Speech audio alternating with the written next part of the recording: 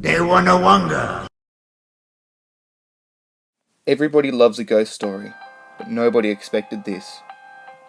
In an age in which creepypastas were only just becoming noticed, this was a story that caught many by surprise. Not just because of the creepy story, but by the fact that the creator was able to take the idea of a ghost story and then turn it into something that preys on your childhood memories of video games. Ben Drowned is a creepypasta that was first created in 2010. The creepypasta story was first posted on a 4chan forum under the username of Judas Abel. The first post was written from a first-hand account, as if the actions in the story were experienced by the author. The story presented was extremely creepy and was written well. Judas Abel said himself that he decided to write this now infamous story in the form of a creepypasta, as he believed that it would be the best way to get the story out there. The story itself revolves around the character going to a garage sale and receiving a Zelda game cartridge with still a previous save on it. The story really kicks up a notch when he decides to play it on his Nintendo 64. After the character in the story begins playing the game, which in the story is Zelda Majora's Mask, he notices things that shouldn't really be happening. He played the game before, and this time noticed when he got to certain areas, things just seemed off. He would arrive at a new town and notice that everyone was gone. If this isn't creepy enough, noticing that something in the game isn't there completely. As he walked around the town and elsewhere throughout the game, he could constantly hear laughter. He recognized this laughter as the Happy Mask salesman's laugh, and he didn't know how to stop it. Freaked out at this point, Judas Abel tries an idea he thought of. He walks into a pond and begins to drown himself. At this point it is especially disturbing as Link, the main character in the game, began clutching his head and screaming loudly. The Happy Mask salesman then appeared and while laughing looked directly at the screen at Judas Abel. Later a statue of some sorts appears and tries to kill Judas Abel's in-game character. Judas Abel does everything he can to stop it, but cannot.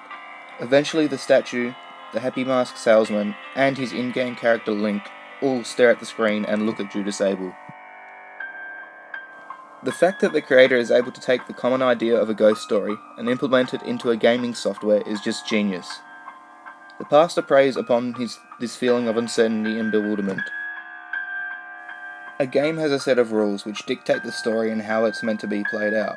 However, when things such as adding a ghost that breaks the software and begins odd occurrences is not only creepy but clever. Judas Abel used the Zelda Majora's Mask game, as it not only has a creepy vibe to it, it also brings nostalgia back to those who used to play the Zelda games. This allows the viewers of the past to remember the times they played and think to themselves, what if this happened when I played? The weird in-game occurrences are terrifying. The fact when the game apparently glitches that something extremely disturbing happens, such as the character screaming or staring at you, makes the audience realize that this is something supernatural, which makes you feel uneasy about the story. As time went in and the pasta continued to spread, more and more details were being added to the initial story that Judas Abel had posted. The story began to develop further and became more and more odd, especially for Judas Abel. The ghost Ben revealed itself to Judas Abel and tried to make contact several times in the real world.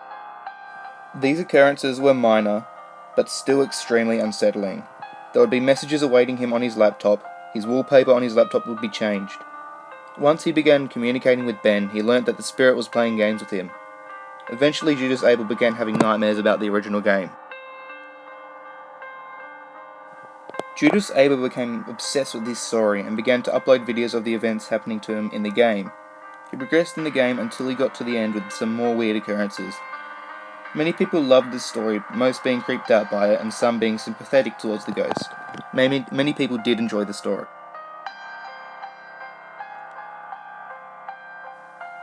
The creepypasta as a whole for this story is fairly well written and developed. Thus, there are some extremely creepy, unsettling moments through the story in which the in-game characters of the Zelda games stare at Judas Abel.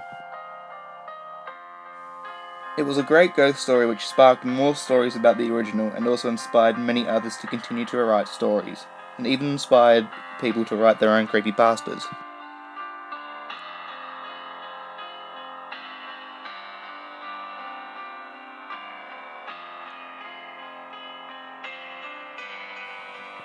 While the story is good, there are some flaws to it.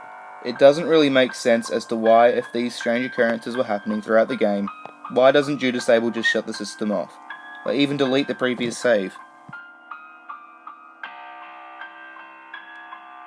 Another thing was, why would the character take a suspicious game from a weird old man at a garage sale? Also, while some of these moments throughout the story are creepy, I wish the story was a bit more eventful. The Creepypasta did initiate a very good idea in the fact of a ghost cartridge which affected others once played. However, I don't think the story lived up to its potential. The original story didn't get much into the background of the ghost named Ben, and we had to wait for others to create their own stories of who he is. While the story was able to connect with others and inspire them and create joy, also creating a good campfire story, it did relate to a teen tragedy. Unfortunately, this is another creepypasta which has had some influence over impressionable teens. However, I don't see this game as responsible for this tragedy, nor does the creator. And I'm happy to say that the original creator is still posting more stories and wants to do more with his original Ben Drowned creepypasta.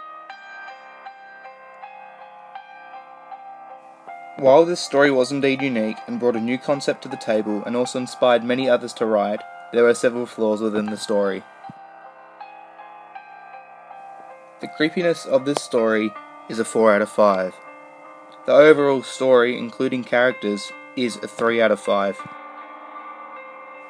This means that overall, the creepypasta Ben Drowned gets a grand total of 7 out of 10. I hope you enjoyed this review. Leave a comment down below on what you would like me to do next.